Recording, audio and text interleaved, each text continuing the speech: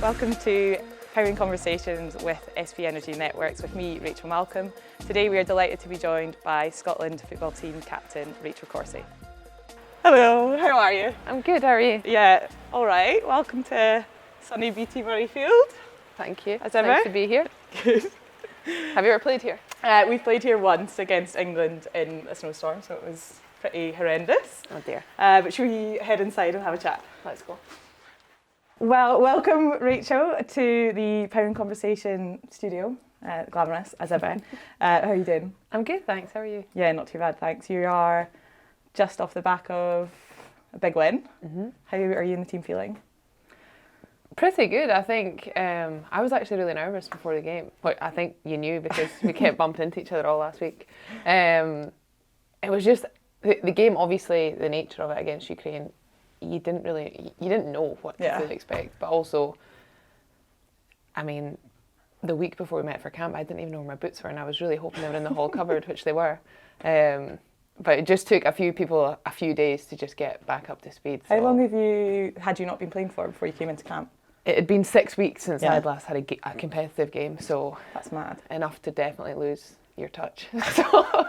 But no, it was a good one. I think the biggest thing was, which I think the girls have sort of, you can tell that it was just such a good week. And yeah, like a lot of the stuff that I've seen off the back of you being in camp was just like how good the vibes are. Yeah, which is it's definitely not always been like that, which I'm sure you can imagine. Yeah, so well, the tough times make it tough to be in camp sometimes. Yes. So it's just a really good group. A lot of people have some really close friends, which again you don't always get, but it's just naturally people have come through and played with each other for a lot of years. So it was really good, and obviously 4-0 was a really good result. Yeah, class. Well, we'll come back to talking about obviously what you guys are working towards at the minute, but we're going to go back to the start and talk a little bit around kind of how you got into sport and how you got into rugby. So football.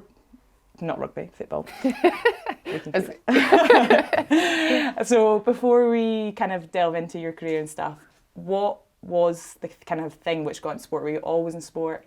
Was it your family? Like, what was it?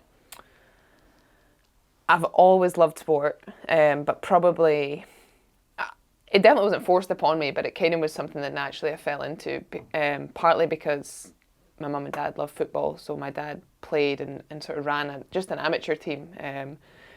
They were quite good, but it was sort of the options for me on a Saturday where I either went with my mum to watch Aberdeen, which was where we grew up. She still has a season ticket. Or if I wasn't doing that, which obviously when I was younger I wasn't typically doing that, I would just be dragged along with my dad to his football. And I was kind of just immersed in that from a really young age. I can remember being probably really quite young, so probably only 5 or 6, and I'd be sitting in sort of, not in the actual changing room, but in the kind of pavilion that they had, and I would just be with the groundsmen filling the water bottles or like carrying the flags out for the corner flag, just little things like that. And it was kind of just my life. And as I grew older, there was a hill that kind of came off the back of the pitch, and if the guys missed, the ball would go down the hill, and my job on a Saturday was I had to run down the hill and get the ball and run back up with it. And I was just kind of surrounded by that from a really young age, and I think that's probably where the passion for football started. And then through school, sort of football wasn't really a focus, but sport definitely was. I pretty much played anything that you could, and I was fortunate that my year at school was quite a sporty year in terms of there was probably 7 or 8 other girls that loved playing sport too. So, sort of cross country, athletics, netball, just badminton, volleyball, anything that was you could play, I basically played, and that was kind of how it began. So you're attributing your career to the groundsman at your football club? Yeah. Good. So, like, from what you're saying, you obviously had quite a lot of opportunities, I guess. Yeah. So would you say it was easy to get into football as a young girl in Aberdeen? No, definitely not. Okay. And I would say, up until I was sort of 15 or 16, I only played football once a week because every day was a different sport. Which, nowadays kids are playing 3-4 times a week, 2 or 3 games at a weekend. Yeah. So no, it was really not something I ever thought would become my career. Even being involved in kind of elite level, there were some pathways, you know, at relatively young age you start to get identified, you go to little like development squad groups, and I probably was on that track, but it wasn't anything that I was consciously really aware of. And any time I did go to anything, there probably always was one or two other people that I knew going, so I just kind of thought I was going to play with my friends without really realising this was a pathway to something. Which I think is both a blessing and a curse, because it meant it was always fun for me. There was never the pressure of you have to strive for the next thing and the next thing and the next thing.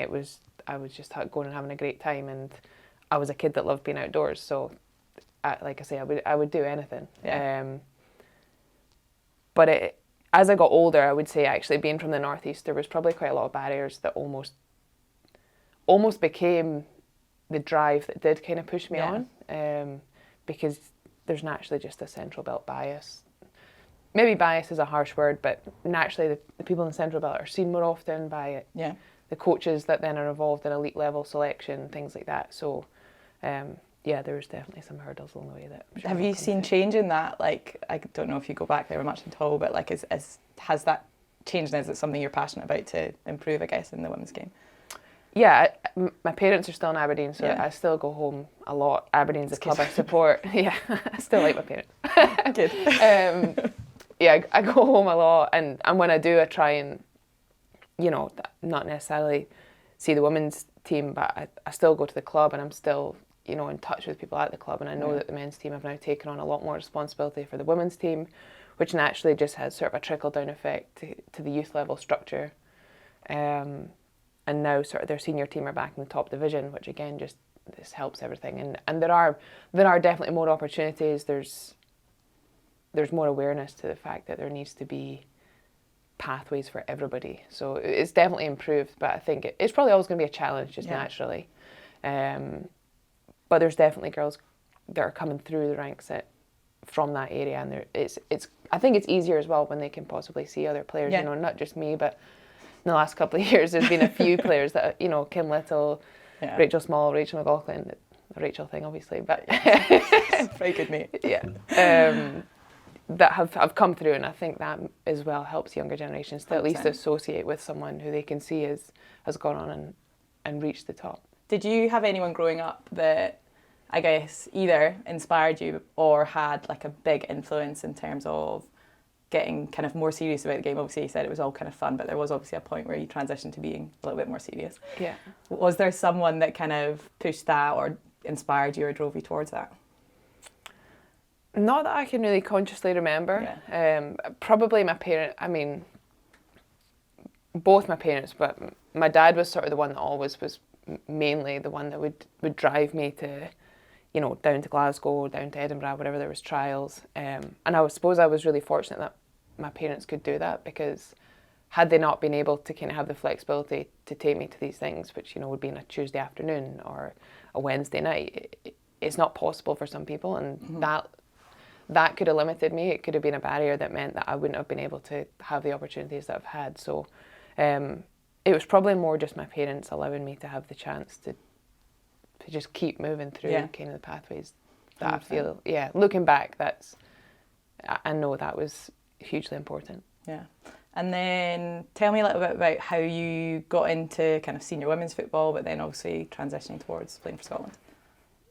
So I feel like this is probably a big story that needs to be jammed down to a whistle-stop tour.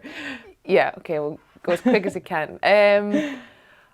I mean, it was probably kind of that crucial age when you're 16, 17, you're making the choice of going to university. And like I said, I never really had a vision that I would end up playing professionally. Like I didn't turn pro until I was 23, I think it was, 24, which is, it's not necessarily late, but it's late now in terms of there's players signing pro contracts at 16. I was always fairly focused academically, and sport was kind of that escape almost, or like good balance to just keep me focused on studies as well. So I chose to study up north at Robert Gordon University, and I studied accounting and finance, and that was probably around the time I was involved in under-19s Scotland squad, and we had quite a good, again, fortunate, we had a good sort of group. We made the European finals, which had only happened once before that. So through that, I then was scouted to go and play for Glasgow City, which was kind of the biggest step up into the women's game, but it was still amateur. You know, I remember you still paid subs, you know, you had your monthly subs, and you turned up, once you signed, you got your kit bag and you got a football, and you had to bring your football to training, and everyone in the team had their football, and if you didn't bring your football, you just had to do laps around the side, because we needed all 20 balls there so we could do the session. So, you know, that it's maybe like 14, 15 years ago now, which does seem a long time, but just to think of the growth, it feels like a lot's happened since 100%. then. And that was then kind of the beginning of being involved in the senior national team. I was obviously still in Aberdeen studying. So there was loads of travel. I lived in Aberdeen. I would travel sort of 2-3 times a week to Glasgow to train, to play. Which was 17. I don't know that many parents would advise their child to be driving whatever that is, 2,000 miles a week. And I remember when I went to trade my car in, that I'd had during that sort of, say, 3-year period, and I'd had, I think it was like it done something like, it was only like 3 years old, and it had done something like 80,000 miles. And when the guy was like, do you know how much mileage on the car? And I was like, oh, I think it's like 78,000 miles. And the guy like laughed, and he thought, oh, this silly little girl doesn't know, that's cute. So he like sent his mate out. He was like, can you just go and check what the mileage is on that, whatever, Clio or something? And the guy came back and he went, it's 78,000 in it. The guy was just absolutely like speechless. But it was sort of the tail end of that then got into the national team, senior national team. By that point, I'd finished my professional accounting exams too. And then it was kind of at that age, like I say, 23, 24. It was a case of, if I'd stayed in the professional world, I probably would have got sucked into, you know, if you work in finance, the account, it becomes, you know, you're doing 80 hours a week. You can't play sport once you get to a certain point. And it was a partner at Ernst & Young in Glasgow that I worked at. He sort of said, I think you really need to try and see if you can play pro, because if you don't do it now, I think you'll miss the opportunity. Yeah, and it sometimes takes someone like that to make you think like, oh, it's actually okay to like step away. And like not have a profession necessarily, because like that's been a big transition that we've had recently, in the terms of like, we're also used to being like, I do a million things, and I've got a job, and I do all these things, but it's actually okay to, like, because we are so used to it. Like, I know we've got an accountant in our squad, and like, I know what you mean, around like, it's like seeing what she put herself through, and she's from Aberdeen as well, so the travel, like, it's just mental, and like the toll it's took on her, to now see her kind of thriving. And like, I guess my question to you is like, how big a difference have you seen in how you as an individual, but also the other girls in the team, have been able to kind of push on since taking that transition away from being kind of amateur to professional? Yeah, I think it's hard to even quantify, because just all of a sudden everything, you know, like the training part is one thing, but things like sleep, nutrition, rest, they're harder to measure. But having been able to do them consistently for so long, you now completely see the difference and the impact it has.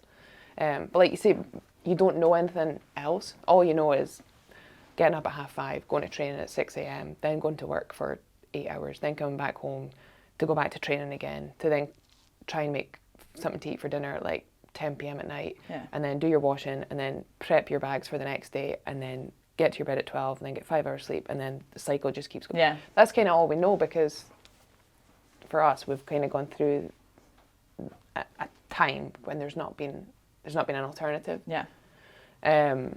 So having now been able to be professional for 8 years, and to now see the players that are coming through from a younger age who've had the opportunity to start that at a younger age, you can't even measure the difference. Because obviously it's huge. And that's why I think that you get the success. Oh, 100%. And I was going to say, like, obviously since you've been captain, you guys have qualified for 2 major tournaments.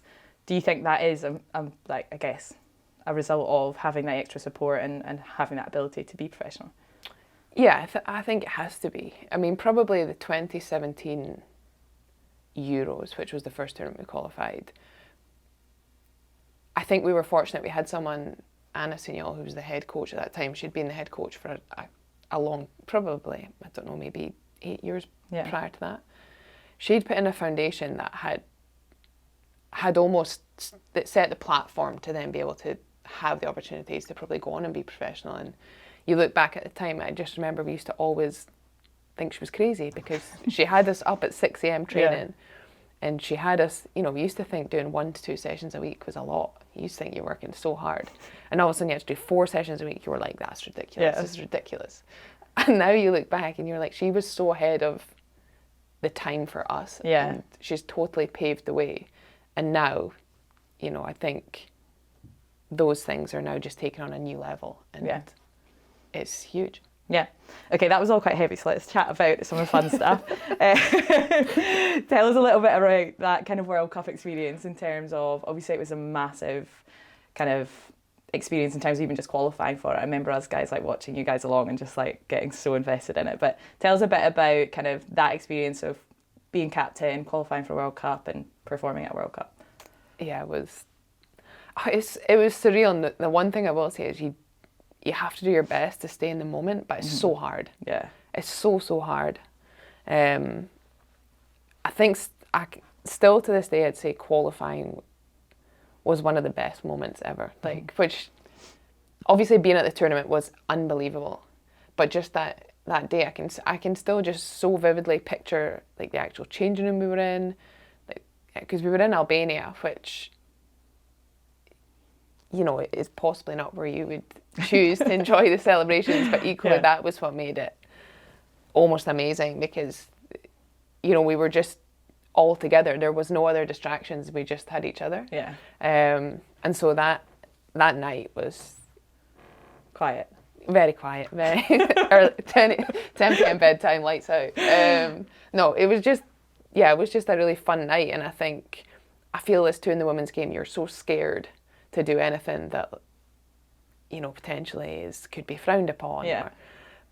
But you have to celebrate the good things that you achieve. Like you have to, because otherwise it just pass you by, and you look back and you think, why did we not enjoy that moment? And those are also like sometimes the bits you actually remember. Yeah. As in like you don't actually remember what happened in the game, but you remember how you celebrated and like those memories you make with your teammates. Yeah, like from the last 2 minutes of the game and then the rest of the night. Well, maybe not the whole night, but I don't even know if I'm allowed to say this, but go for it. That night, if for some reason, well, I understand why, that Alex, who was our administrator, who was amazing, she decided to hand out the passports the night before to be like, here are your passports, be on the bus. We were leaving, that's stupid, at like 4 a.m. Yeah. She was like, be on the bus at 4 a.m, make sure everyone's on. Like, somebody be responsible and make sure nobody misses the bus. So then we get on the bus, we get to the bus at 4 a.m. and everyone was there, but one of the girls, Christy, couldn't find her passport. And Albania's a good place to be stuck as well, eh? Yeah, so there's not a British embassy in Albania. Nice. So Christy and Alex, we never found the passport. So like we got to the airport, she had the picture on her phone. She was like, "This is my passport. I can't find it. I lost it." They were like, "You can't get on." So it was something like Alex had to drive, to another country that was close by that had a British embassy to then get Christy a new passport. So they were like stuck in Albania for like 4 days. Oh my goodness. Just trying to get Christy home. But it turned out one of the other girls, who I won't name, had got back to Gatwick. I was like, "Oh, here's the passport here." Oh my goodness. So that's kind of like the story from the night that everyone remembers as like being us misbehaving. Yeah, fair. Which is tame compared to some other stories I think that go around, but one for that you can publicise. An enjoyable one. And then talk a little bit around, I guess you touched on there like how hard it is to stay in the moment. Do you find that harder as a captain, as a leader, like as someone who you probably feel like a lot of responsibility for how the team is and how the individuals within the team are? Do you find it harder to sometimes stay in that moment because of that? I think so, which that's probably not a flaw, but because it's something that I think is really important, is being responsible for other people, and people look to you a lot of the time. But it definitely makes it hard because you know that everyone is looking to you to, you know, I remember when COVID first started, and we had a tournament that was in Spain, and I remember a couple of the girls phoned me and were like, "Is it safe to go?" And obviously, like, none of us knew it was coming. But I was just like, yeah, we'll be totally fine. It'll be great. There's nothing to worry about. And so then, like, she came off the phone, and I think there was like 5 or 6. I think she played for Glasgow City, so there was sort of 5 or 6 girls selected from her club. So she went back to club training the next day. She was like, "Nah, Rachel says totally fine, be fine." So all the girls were like, "Great, be fine." So, which kind of is scary on one hand, but also kind of nice on the other, that people like think you're that reliable. You know that much about what's going on in the world right now, that this pandemic is going to be fine. Girls, totally fine. So where we were staying, had we left 12 hours later than we did, so we played the tournament. It was great. We had a good time. We played the tournament. The following day, if we'd flown 12 hours later, we wouldn't have got back to the UK because all flights from Spain were cancelled. And 12 hours after that, the hotel shut down for 10 months. So we'd have not been able to get back home and not been able to stay where we were.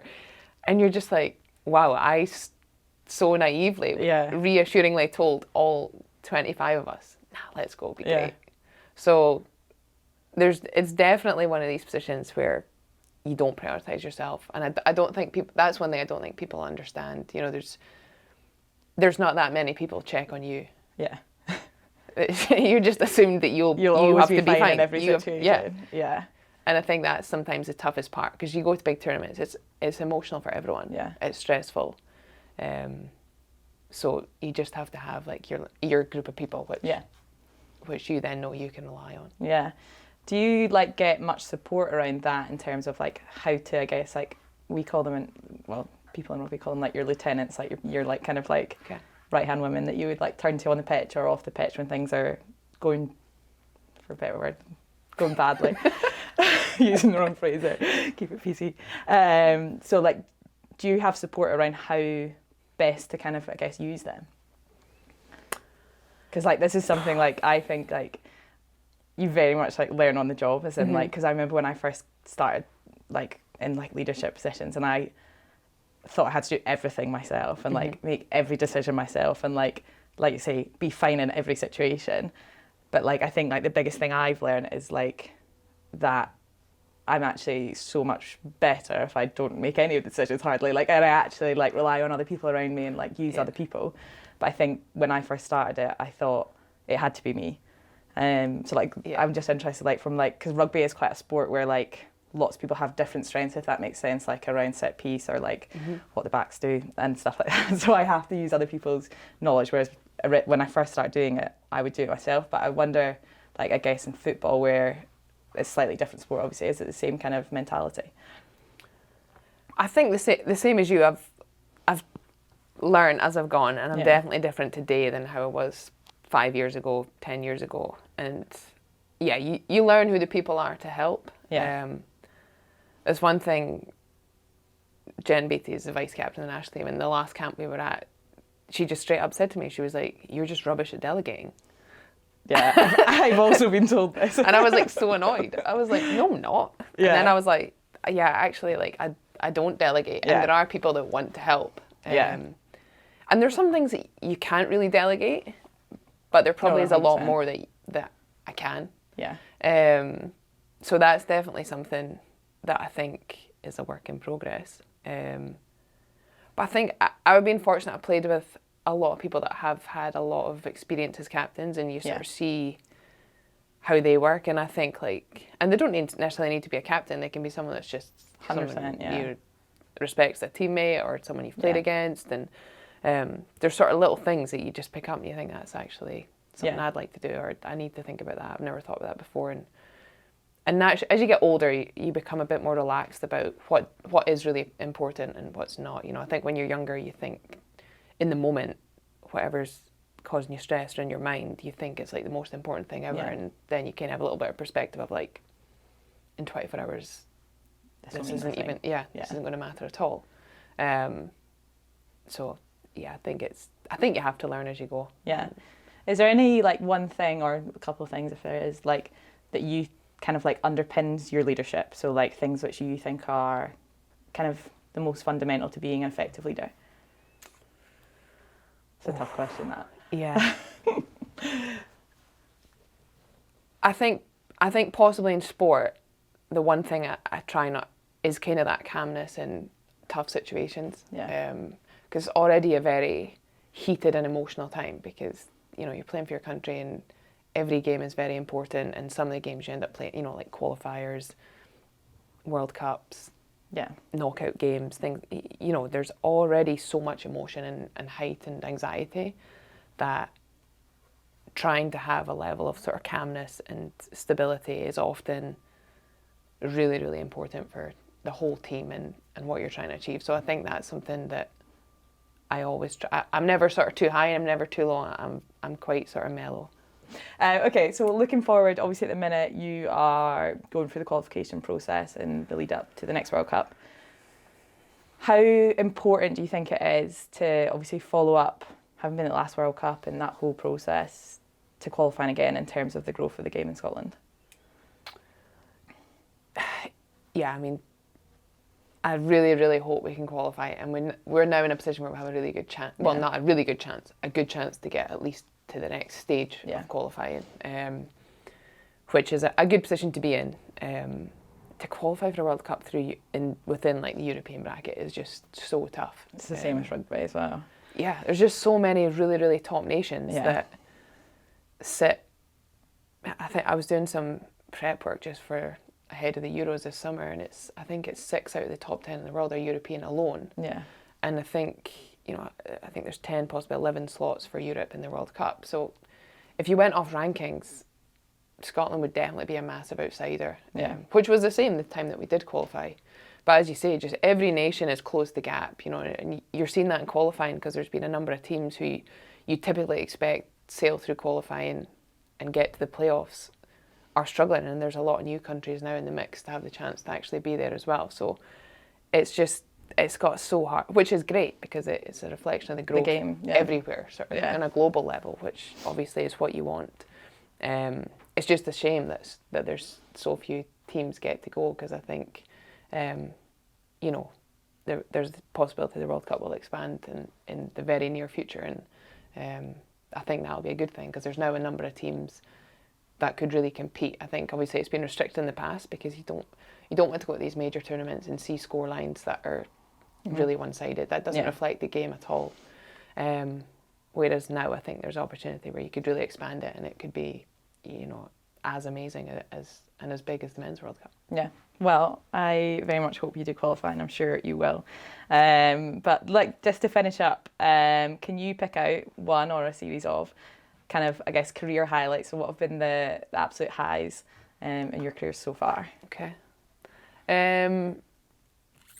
So we've touched on the qualifying for the World Cup was definitely a highlight. And probably even the first game at the World Cup against England, we lost 2-1.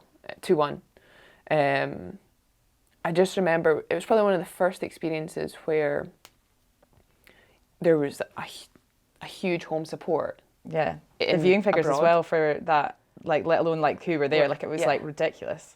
Sort of the day before the game, and the girls were just going to walk in the afternoon, and there were just so many.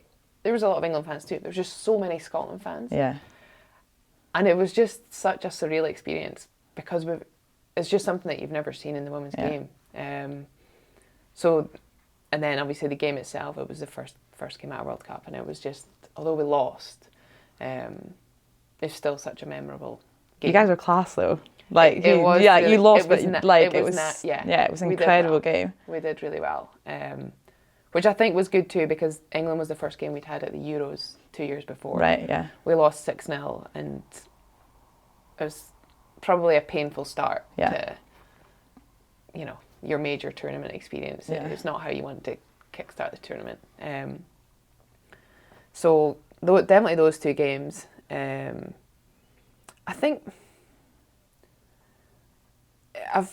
it's difficult to pick out one, but I played in America for 7 years, and I had a lot of really good opportunities and experiences there, and played with some really, really top players. Yeah.